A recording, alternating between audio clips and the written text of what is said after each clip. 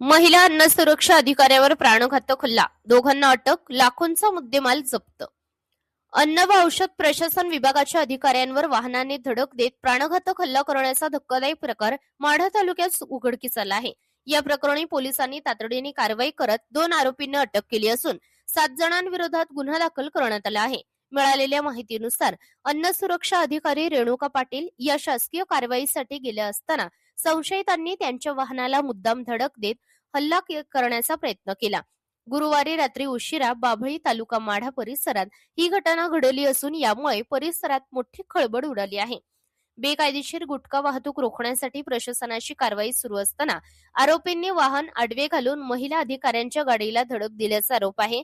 या घटनेत सरकारी कामात अडथळा निर्माण करून जीवितास धोका निर्माण करण्याचा प्रयत्न झाल्याचे फिर्यादीत नमूद करण्यात आले आहे. कारवाई दरम्यान पोलिसांनी वाहनांसह मोठ्या प्रमाणात गुटखा व इतर साहित्य असा 36,68,000 रुपयांचा मुद्देमाल जप्त केला आहे. या प्रकरणी चालक व वाहन मालकांसह 7 जणांविरोधात गुन्हा दाखल करण्यात आला आहे. या प्रकरणात 2 आरोपींना अटक करण्यात आली असून उर्वरित संशयितांचा शोध सुरू आहे. पुढील तपास पोलीस अधिकाऱ्यांकडून सुरू असून घटनेमागील संपूर्ण कट उघड करण्यासाठी चौकशी सुरू आहे. ही घटना शासकीय अधिकाऱ्यांच्या सुरक्षेचा प्रश्न पुन्हा ऐरणीवर आणणारी ठरली असून प्रशासनाने अशा प्रकारांवर कठोर कारवाई करण्याची मागणी नागरिकांकडून होत आहे.